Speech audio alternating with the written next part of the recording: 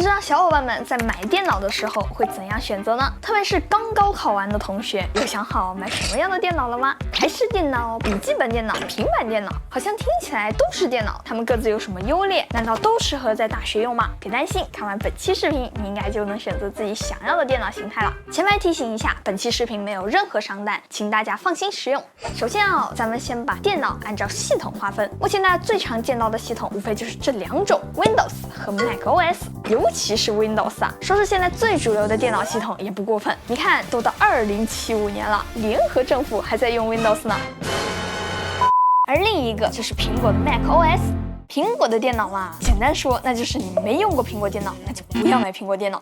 抛开 Mac 昂贵的价格和黄金般的储存不谈，它的用法也不是绝大部分学生能承受的。而且 macOS 几乎玩不了大型3A， 来来去去就是古墓丽影哦。现在还有2077 App Store 里面也全是4399，无人称之为 iPad 级电竞，不对，还不如 iPad， 原神你都玩不了了。也许到这里，屏幕前会有小伙伴自信满满的说：“我上大学不玩游戏，我就好好学习。”那接下来的这个问题就更严重了 ，Windows 上的软件在 macOS 上根本没法运行。像微信、网易云、QQ 音乐这种稍微大众的软件可能还好，但是你要想，在学校里面老师分享给你的就只有一个 Windows 版本 SolidWorks 绿色便携版，阁下又该如何应对？所以，如果你的第一台电脑会陪你度过相当长的一段时间，请立马给苹果电脑判个死刑，因为它99%无法胜任你的需求。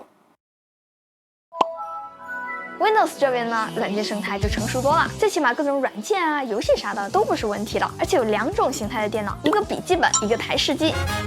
先看看笔记本，相比前几年，现在的笔记本在性能上真的是突飞猛进。以前的刻板印象就是便宜的笔记本开个网页就卡死了，游戏本则像个大板砖，性价比还低。但现在嘛，4000块钱的笔记本都能比较流畅的游玩大型游戏，一些搭载4060显卡的游戏本，性价比基本不输台式机，重量也轻了很多。而且笔记本就像手机，到手之后只要插上充电器就能开机使用，非常的省心。就好像现在大部分的学校晚上都是会断电的嘛，当你游戏玩得好好的，电脑突然关机了，但笔记本就能继续玩。虽然靠电池续航不咋地，性能也难崩，但让你打完一局游戏也不是什么大问题，除非你玩的是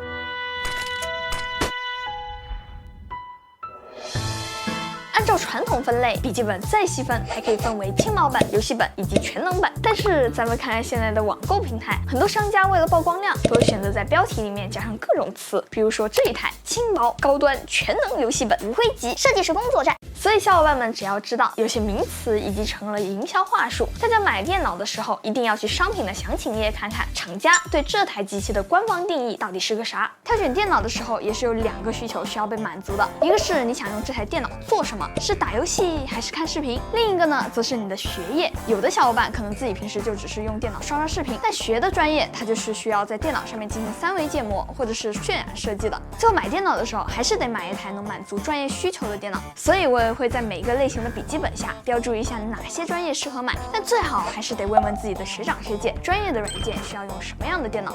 如果你不需要玩大型游戏，学习上也没有什么大型的软件要用，还偶尔有带电脑出门的需求，那轻薄本是个不错的选择。它的优点嘛，顾名思义，比较轻薄，比较便携，像去上课啊、去图书馆啊，直接把笔记本带走就行。用来看视频、写文档、做表格，包括简单的修图、剪视频也不在话下。而且一般这种笔记本续航还比较长，不会说像一些座机一样拔起来1个多小时就没了。游戏本嘛，都2023年了，只要厂家有脸把一台笔记本打上游戏本的标签，那它的性能就不会太差。当然，这个游戏本标签得详情页看到了才算哦，像这种写在标题里面的游戏本可不算。一般6到8千的游戏本就能满足整个大学的需求了。虽然是顶着游戏的名头，但人家可不只能打游戏，像渲染啊、建模啊，简简单单的跑个 AI 图片都没有问题。缺点嘛也很明显，噪音大，重量也难崩，而且续航还不咋地，只要离开宿舍，基本就得带上电源。如果你有游戏的需求，或者是大学专业有一定的大型软件需求，那最好选择游戏本。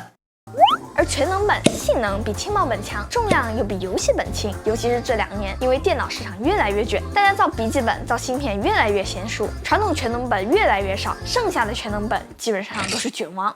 你别说，还真的勉强配得上轻薄游戏本这说法。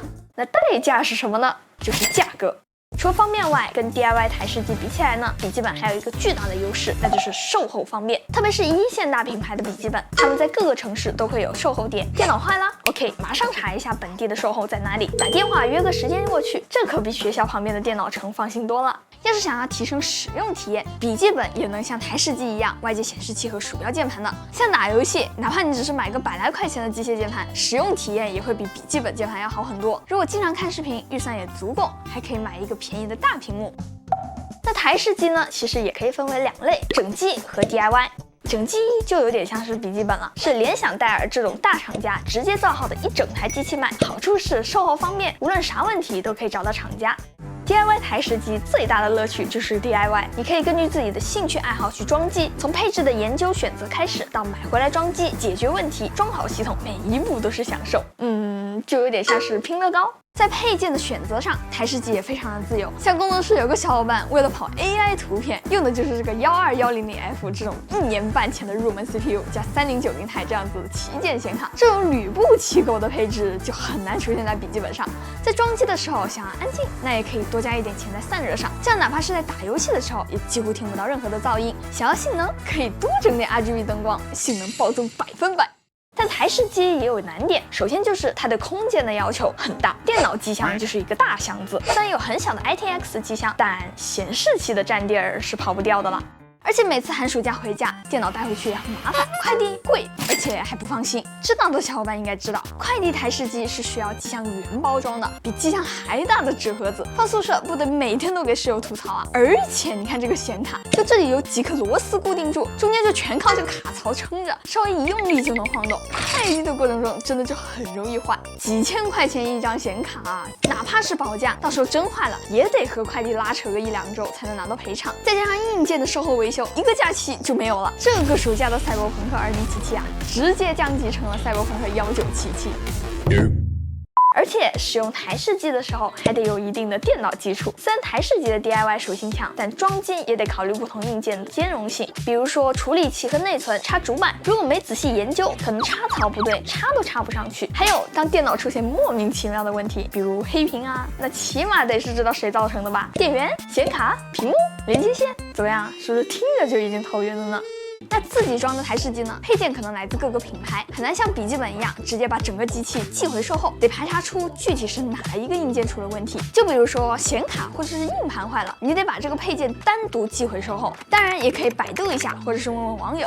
如果这些都排查不出来，千万别去学校旁边的电脑城，比较合适的做法应该是去京东搜索电脑维修，下单之后最迟第2天，京东会派个师傅上门给你做排查故障。不过要注意自己的硬件别被调包了哦。当然价格嘛，确实有点贵。最后我还看到有些小伙伴会选择购买平板电脑来代替传统电脑，就直接这么说吧，不可能。我就不说 Windows 上的专业软件，平板根本就安装不了了，甚至 PPT 或是 Excel 这种常用的办公软件都能让你用的抓狂。要是上大学英语，老师让你做个主题演讲，咋办嘛？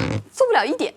看到这里，相信大家对自己需要什么电脑心里也有数了。苹果的电脑对于大学生来说，最大的难题就是软件生态不完整，游戏也没几个。而 Windows 这边笔记本优势在于便携，而且用起来省心。但是想要大升级，基本上就只能直接换电脑了。至于台式机，则是升级性拉满，但是体积太大，节假日也很难带回家。具体要怎么选择，大家也要结合自己的实际情况想想。毕竟这台电脑大概率会陪你走完整个大学。OK， 这期视频到这里就结束了。如果这期视频对你有所帮助的话，记得给我点赞、3连关注哦，这对我来说非常重要。那我是千里，咱们下期再见吧，拜拜。